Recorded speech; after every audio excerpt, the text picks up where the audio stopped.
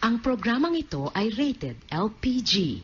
Labis na patnubay at gabay ng magulang ang kailangan. Maaaring makapaminsala pag napabayaan habang nagluluto ng sinigang, adobo, batchoy, okoy, ginataan. Ilayo sa mga bata nang hindi mapaglaruan.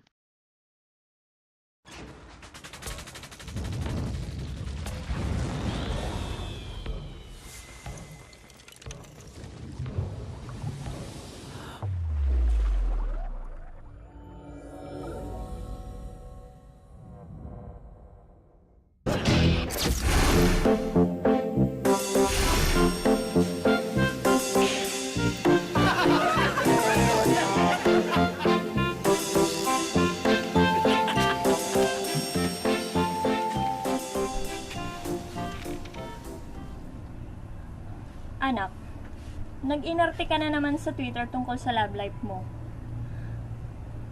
Matanong ko lang, kailan pa naging telenovela ang buhay mo? May mga tao bang nagre-request ng update?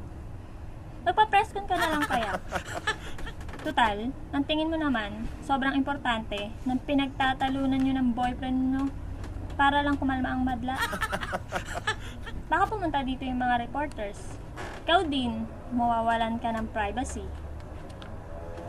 Anak, favor lang, pumikit ka. Anong nakikita mo? Wala po. Ganyan din karami ang may pakialam sa pag-aaway nyo ng boyfriend mo. Wala! Ano pagmamaganda yan? Paki-explain?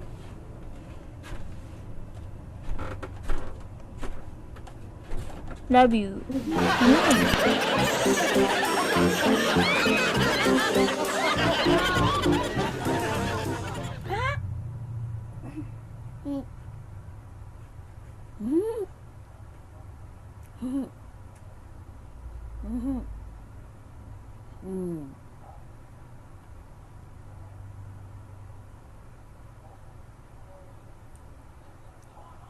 Anak, may tanong ako. Paano ako na-invite ng aso nating si Fulgoso sa Facebook? Ginawa ko po siya ng profile pic. Ang cute, no? Anak, magkaiba yata tayo na pagkakaintindi ng cute. Yung aso natin, cute yan. Pero yung paggawa ng profile para sa isang hayop, hindi cute yan. Nagalaga ba tayo ng aso para magpapansin sa friends mo? At talagang sinasabi mo na mami ka ng aso natin? Seriously? Try mo kayang mag-aral imbis na magkunwaring nanganak ng tuta. Gusto maging ina? Sige, maglaba ka habang ina-update ko ang status ni Fulgoso sa Facebook. Anong mga namalan dyan yan?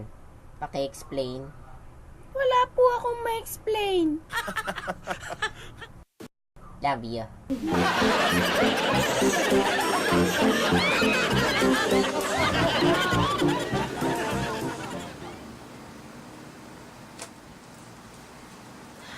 Anak, nag-post ka pala ng picture ng bago mong boyfriend. Anak, matanong ko lang, pang ilang boyfriend mo na yan? May nahabol ka bang kota? Sa tingin mo ba, malaking kawalan kung hindi ka makakapagpalit ng boyfriend? Every other week? Tignan mo tong listahan na ito. May nababasa ka bang pangalan ng tao? Wala po. Pwes, yan ang listahan ng mga taong naniniwalang conservative ka. Wala. Anak, hindi naman masamang magmahal. Pero ang lalaki, tao. Hindi droga. Kaya anong kaadikan yan? Paki-explain. Love you.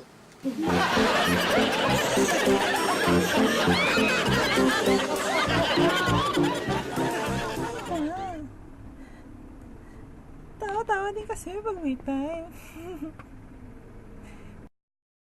Kain-kain din pag may time. Aral-aral din kasi pag may time eh. Sige na nga, bye-bye na. Oh, sige. Tulog-tulog din kapag may time.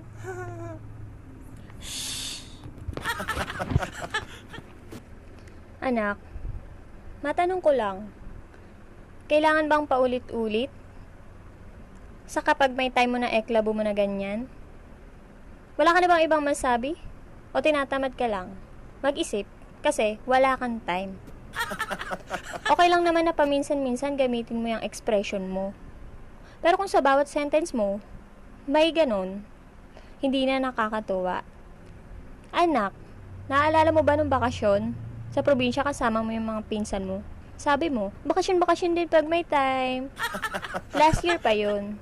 Noon pa man din na siya nakakaaliw. 2014 na. Move on. Hanggang ngayon ba naman ganyan pa rin expression mo? Anak, suggestion ko lang sa'yo. Isip-isip din kapag may time.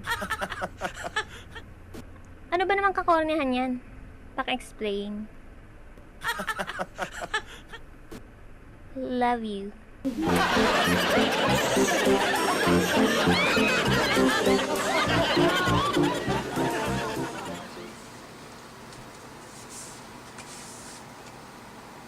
Anak, binati mo pala ako ng Happy Mother's Day sa Facebook. Opo. Nagustuhan niyo po ba? Anak, matanong ko lang, mas bahaya ba na sabihin yung Happy Mother's Day kaysa magbukas ng cellphone, mag-connect sa internet, mag-login, mag-type ng message, mag-upload at mag-check kung pumasok na sa Facebook ang Mother's Day greeting mo? Natutuwa ako dahil pinagsisigawan mo sa FB yung greeting mo. Pero mas matutuwa ako kung ibubulong mo na lang sa akin yung pagbati mo. Parang ginagamit mo lang ako para magpapansin eh. Ano pag-umepal yan? Paki-explain. Love you. Love you too. Ma, can we? Sige na nga. Ay!